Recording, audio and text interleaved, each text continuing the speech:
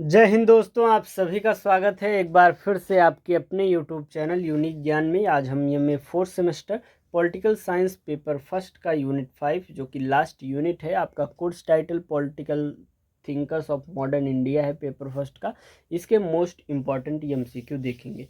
आपको बताया गया है आपका जो भी सब्जेक्ट है MA fourth semester political science का, उसमें 5 यूनिट में आपका सिलेबस है। एक एक सिलेबस करके एक एक यूनिट करके आपको पूरे मोस्ट इंपॉर्टेंट क्वेश्चंस बता दिए गए हैं, जो कि लास्ट यूनिट है। और पूरा कंप्लीट होने के बाद आपको एक महासंग्राम वीडियो दी जाएगी आपके एग्जाम होने से पहले, तो ध्यान से इसको देखते रहिए। इसका नोट्स आपको टेलीग्राम चैनल पर दिया जा रहा है, उसको पढ़ते रहिए, जिसका लिंक आपको डिस्क्रिप्शन बॉक्स में दिया गया है, वहाँ से ज्वाइन कर लीजिए। या फिर आप यूनिक ज्ञान लिखकर सर्च करेंगे टेलीग्राम पर, आपको चैनल देखने को मिल जाएगा। तो बेहतरीन तरीके से तैयारी कराई जा रही है। अगर आप चैनल पर नए हैं तो चैनल को सब्सक्राइब कर लीजिए, जिससे आने वाली वीडियोस आपको मिलती रहें और क्लासेस जिस प्रकार से कराई जा रही हैं आप क्लासेस अटेंड करते रहें। चलिए देखते हैं यूनिट 5 लास्ट यूनिट जो कि है हमारे पेपर फर्स्ट का। इसके बाद हम पेपर सेकंड की क्लासेस स्टार्ट करेंगे। तो पेपर फर्स्ट के लास्ट यूनिट के मोस्ट इंपॉर्टेंट क्वेश्चन हम देखते हैं।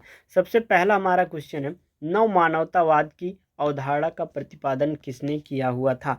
एम.एन. रॉय ने नव मानवतावाद का जो अवधारणा है उसका प्रतिपादन किया हुआ था। एम.एन. रॉय जो हैं उन्होंने माना कि व्यक्ति की गरिमा और उसकी तर्क शक्ति ही एक स्वतंत्र समाज का आधार होती है। अगला प्रश्न आपको बताया गया 160 प्रश्न 4 यूनिट में कराए गए हैं। 161 से 200 प्रश्न तक आपको यूनिट 5 में कराए जाएंगे। 162 नंबर प्रश्न है, सप्त क्रांति का सिद्धांत किस भारतीय विचारक ने दिया हुआ था? सप्त क्रांति का जो सिद्धांत है वह डॉक्टर राम मनोहर लोहिया ने दिया हुआ था। इसमें नर नारी समानता, रंग भेद का अंत और जाति उन्मूलन जैसी 7 क्रांतियां जो है शामिल थीं। अगला प्रश्न 163 नंबर, 1974 के संपूर्ण क्रांति आंदोलन का नेतृत्व किसने किया हुआ था? संपूर्ण क्रांति का आंदोलन का नेतृत्व जो है वह किया हुआ था जयप्रकाश नारायण जी ने। उन्होंने छात्रों और युवाओं के माध्यम से भ्रष्ट व्यवस्था को बदलने का आह्वान किया हुआ था। 164 नंबर प्रश्न है, भारतीय समाजवाद का पितामह किसे कहा जाता है? भारतीय समाजवाद का पिता जो है आचार्य नरेंद्र देव जी को कहा जाता है। उन्होंने समाज को भारतीय परिस्थितियों और नैतिक मूल्यों के साथ समन्वित किया हुआ था। 165 नंबर प्रश्न है, एम.एन. रॉय द्वारा 1945 में तैयार की गई आर्थिक योजना जो थी उसका नाम क्या था? जो एम.एन. रॉय द्वारा तैयार की गई थी वह था, उनका नाम पीपुल्स प्लान 1945 में जैसे तैयार किया गया था। यह योजना कृषि के आधुनिकीकरण और आम जनता की बुनियादी जरूरतों पर आधारित था। अगला प्रश्न 166 नंबर, लोहिया के चौखंबा के 4 खंभे कौन कौन से हैं? लोहिया के चौखंबा के 4 खंभे जो हैं वह ग्राम, मंडल, प्रांत और केंद्र हैं, और वे चाहते थे कि सत्ता का वास्तविक हस्तांतरण गांव और स्थानीय निकायों तक हो। अगला प्रश्न 167 नंबर, जयप्रकाश नारायण ने सक्रिय राजनीति छोड़कर किस आंदोलन में शामिल होने का निर्णय लिया हुआ था? तो जयप्रकाश नारायण ने सक्रिय राजनीति को छोड़कर वह भूदान आंदोलन में विनोबा भावे के साथ जो है शामिल होने का निर्णय लेते हैं। उन्होंने जीवन दान देकर खुद को सर्वोदय और रचनात्मक कार्यों के लिए समर्पित कर दिया था। 168 नंबर प्रश्न है, आचार्य नरेंद्र देव किस विचारधारा के प्रखर व्याख्याता थे? आचार्य नरेंद्र देव जो थे वह लोकतांत्रिक समाजवाद विचारधारा के प्रखर व्याख्याता थे। ये मार्क्सवाद से प्रभावित थे लेकिन लोकतांत्रिक मूल्यों के कट्टर समर्थक थे। अगला प्रश्न 159 नंबर, एम.एन. रॉय ने किस स्थान पर भारतीय कम्युनिस्ट पार्टी की स्थापना की हुई थी? भारतीय कम्युनिस्ट पार्टी की स्थापना एम.एन. रॉय ने ताशकंद में 1920 में की हुई थी। वे एक अंतर्राष्ट्रीय क्रांतिकारी थे जिन्होंने मैक्सिको और रूस में भी काम किया हुआ था। अगला प्रश्न 170 नंबर, समाजवाद और राष्ट्रीय क्रांति किसकी प्रमुख पुस्तक है? समाजवाद और राष्ट्रीय क्रांति जो है वह आचार्य नरेंद्र देव की प्रमुख पुस्तक है। इसमें उन्होंने भारतीय स्वतंत्रता संग्राम को समाजवादी क्रांति से जोड़ने का विचार दिया हुआ है। अगला प्रश्न 171 नंबर, लोहिया ने किस प्रसिद्ध आंदोलन के माध्यम से हिंदी के वर्चस्व और अंग्रेजी हटाओ की बात की हुई थी? वह प्रसिद्ध आंदोलन कौन सा था? अंग्रेजी हटाओ आंदोलन का नाम ही था। उनका मानना था कि विदेशी भाषा आम आदमी को सत्ता की प्रक्रिया से एक प्रकार से बाहर रख देती है, क्योंकि वह समझ नहीं पाते हैं भाषा को, भाषा नहीं समझ पाते हैं तो बात को नहीं समझ पाते हैं, मुद्दा नहीं समझ पाते हैं। इस प्रकार से जो विदेशी भाषा है वो जो आम आदमी है, आम जनता है, वह सत्ता की प्रक्रिया से उसे बाहर रखता है। 172 नंबर प्रश्न, जयप्रकाश नारायण को मरणोपरांत किस सर्वोच्च नागरिक सम्मान से नवाजा गया था? पद्म विभूषण, भारत रत्न, पद्म भूषण या ज्ञानपीठ? ज्ञानपीठ। उन्हें जो है भारत रत्न से 1999 में नवाजा गया था। राष्ट्र के प्रति उनके अतुलनीय योगदान के लिए उन्हें यह सम्मान दिया गया था। 173 नंबर प्रश्न है, एम.एन. रॉय ने अपने जीवन के अंतिम वर्षों में राजनीतिक दलों के बारे में क्या विचार प्रकट किए हुए थे? लोकतंत्र के लिए दल विहीन व्यवस्था होनी चाहिए उनका विचार था। वे मानते थे कि पार्टियां सत्ता की लालसा में व्यक्ति की बुद्धि और स्वतंत्रता को एक प्रकार से नष्ट कर देती हैं। अगला प्रश्न 174 नंबर, पिछाड़ा पावे 100 में 60, यह ऐतिहासिक नारा किस विचारक का था? यह ऐतिहासिक नारा जो था वह डॉक्टर राम मनोहर लोहिया जी का था। उन्होंने कहा था पिछाड़ा पावे 100 में 60। उन्होंने पिछले वर्गों, दलितों और महिलाओं के लिए विशेष अवसर आरक्षण की मांग की हुई थी। 175 नंबर प्रश्न था कि जयप्रकाश नारायण ने 1950 में कौन सी महत्वपूर्ण योजना प्रस्तुत की हुई थी? 1950 में जयप्रकाश नारायण ने सर्वोदय योजना प्रस्तुत की हुई थी। यह योजना गांधीवादी विकेंद्रीकरण और खादी ग्रामोद्योग पर केंद्रित था। 176 नंबर प्रश्न है, आचार्य नरेंद्र देव के समाजवाद पर इनमें से किसका गहरा प्रभाव था? आचार्य नरेंद्र देव के समाजवाद पर जो है कार्ल मार्क्स जो थे और गौतम बुद्ध का गहरा प्रभाव में देखने को मिलता है। उन्होंने मार्क्सवाद के आर्थिक और आधार को बुद्ध की नैतिकता और करुणा से संतुलित किया हुआ था। 177 नंबर प्रश्न है, न्यू ह्यूमैनिज्म मैनिफेस्टो के लेखक कौन थे? एम.एन. रॉय ने a new humanism A manifesto लिखा हुआ था। इसमें उन्होंने अपने कट्टर मानवतावाद के दार्शनिक सिद्धांतों को लिपिबद्ध किया हुआ था। 178 नंबर प्रश्न है, लोहिया के अनुसार इतिहास की गति किस प्रकार की होती है? चक्र की तरह होती है। साइक्लिकल थियरी ऑफ हिस्ट्री होती है, मतलब इतिहास का जो गति है वह चक्र की तरह होता है। लोहिया ने कहा हुआ था, वह मानते थे कि सभ्यताएं और राष्ट्र एक चक्र में उत्थान और पतन का अनुभव करते रहते हैं। 179 नंबर प्रश्न है, आचार्य नरेंद्र देव द्वारा संपादित प्रमुख पत्रिका का नाम क्या था? आचार्य नरेंद्र देव ने संपादित किया हुआ था संघर्ष।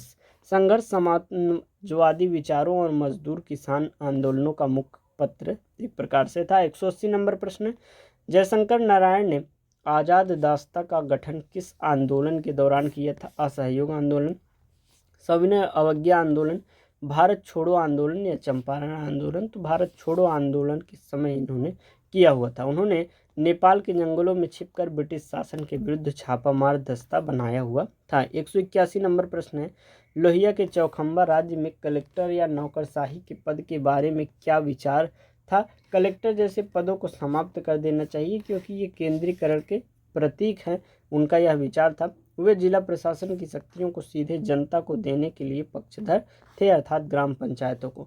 182 नंबर प्रश्न है, आचार्य नरेंद्र देव ने किस विश्वविद्यालय के कुलपति के रूप में कार्य किया हुआ था?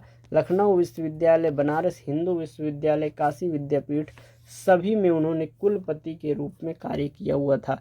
वे एक महान विद्वान और शिक्षा शास्त्री थे जो छात्रों के बीच अत्यंत लोकप्रिय थे। 183 नंबर प्रश्न है, एम.एन. रॉय ने कम्युनिस्ट इंटरनेशनल में किस नेता के साथ एशियाई क्रांति पर बहस की हुई थी? उन्होंने बहस की हुई थी लेनिन के साथ। राय का जो पूरक थीसिस औपनिवेशिक देशों की क्रांति पर एक मौलिक दस्तावेज जो है माना जाता है, जिसमें इनके बारे में यह बताया गया है।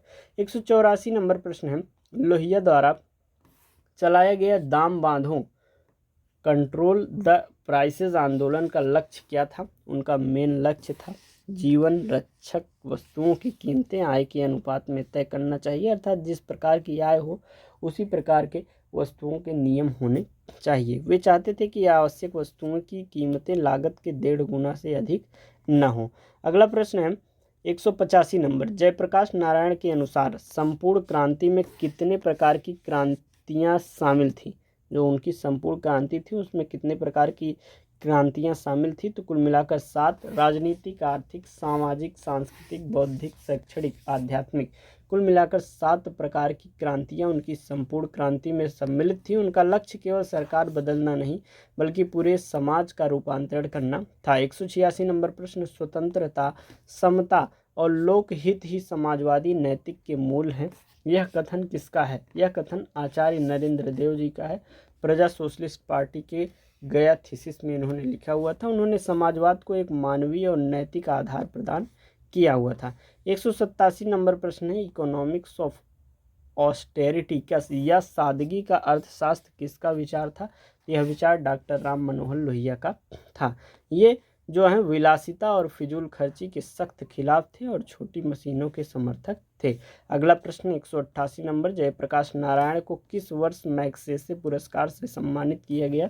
1965 में इन्हें मैग्सेसे पुरस्कार से सम्मानित किया गया। लोक सेवा और समाज सुधार के क्षेत्र में उनके योगदान के लिए उन्हें यह अंतर्राष्ट्रीय सम्मान मिला हुआ था। 189 नंबर प्रश्न है, रीजन रोमांटिसिज्म एंड रिवॉल्यूशन किसकी प्रसिद्ध कृति है? एम.एन. रॉय की। इसमें इन्होंने मानवता के इतिहास और तर्क के विकास का विस्तृत वर्णन किया हुआ है। अगला प्रश्न है, लोहिया की सप्त क्रांति में अस्त्र शस्त्र के खिलाफ कौन सी क्रांति थी? कुल मिलाकर जो है कौन से नंबर की अस्त्र शस्त्र जो है वह कौन से नंबर की क्रांति थी? तो यह अंतिम 7वीं क्रांति थी। वे विश्व शांति और सत्याग्रह के माध्यम से समस्याओं को सुलझाना के पक्षधर थे। अगला प्रश्न 191 नंबर, आचार्य नरेंद्र देव के अनुसार वर्ग संघर्ष को किस प्रकार देखना चाहिए?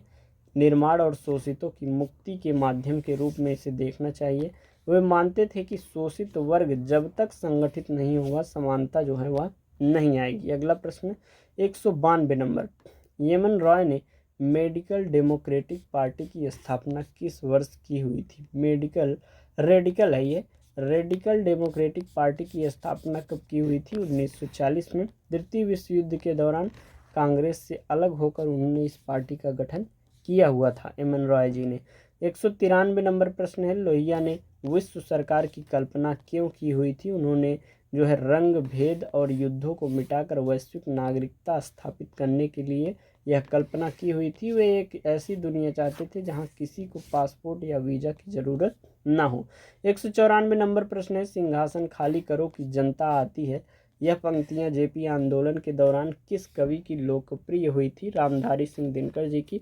जेपी ने अपने भाषणों में इन पंक्तियों का उपयोग कर जनता को जागृत किया हुआ था। 195 नंबर प्रश्न है, आचार्य नरेंद्र देव के अनुसार असली समाजवाद वह है जिसका केंद्र बिंदु जो है मानवता और मानव है। उनके लिए समाजवाद केवल आर्थिक प्रणाली नहीं बल्कि एक नव सांस्कृतिक आंदोलन था। अगला प्रश्न 196 नंबर, एम.एन. रॉय के नव मानवतावाद के अनुसार मनुष्य क्या है? मनुष्य अपनी नियति का स्वयं निर्माता है। उन्होंने मनुष्य की तर्क शक्ति और उसकी रचनात्मकता स्वतंत्रता पर सर्वाधिक बल दिया हुआ है। 197 नंबर प्रश्न, डॉक्टर राम मनोहर लोहिया ने हिमालय बचाओ आंदोलन की शुरुआत क्यों की थी? हिमालय बचाओ आंदोलन की शुरुआत उन्होंने भारत की सुरक्षा और पर्यावरण की रक्षा के लिए की हुई थी। 198 नंबर प्रश्न है, जयप्रकाश नारायण ने किसकी विचारधारा से अपनी राजनीतिक यात्रा शुरू की हुई थी? मार्क्सवाद के विचारधारा से। अमेरिका में पढ़ाई के दौरान वे कट्टर मार्क्सवादी थे जो बाद में समाजवाद और अंततः सर्वोदय की ओर मुड़ गए थे। 199 नंबर प्रश्न है, अन्याय करना और अन्याय सहना दोनों ही अखरते हैं। यह विचार किसका है? यह विचार आचार्य नरेंद्र देव जी का है। वे अन्याय के विरुद्ध क्रांतिकारी विद्रोह को नैतिक जीवन का आधार मानते हैं। अगला प्रश्न 200 नंबर प्रश्न है, लोकनायक की उपाधि से किसे सम्मानित किया गया? जयप्रकाश नारायण जी को सम्मानित किया गया। जनता के प्रति उनके असीम प्रेम और निस्वार्थ सेवा के कारण उन्हें लोकनायक कहा जाता है। इस प्रकार से आपका 5 यूनिट के मोस्ट इम्पॉर्टेंट जो क्वेश्चन थे वो आपको करा दिए गए। आपके एग्जाम से पहले आपको 200 प्रश्नों की या जितना आप कमेंट करेंगे उतने प्रश्नों की एक महासंग्राम वीडियो लाई जाएगी जो आपके लिए मोस्ट इम्पॉर्टेंट होगी। उसको देखना मत भूलिएगा एग्जाम से पहले। आपके जब भी एग्जाम है कमेंट में बता दीजिए जिससे उससे पहले आपका सिलेबस कंप्लीट कराया जा सके। तो चैनल पर बने रहिए, वीडियो देखते रहिए, दोस्तों के पास शेयर करिए, कमेंट एक अवश्य करिएगा। मिलते हैं नेक्स्ट वीडियो में। धन्यवाद।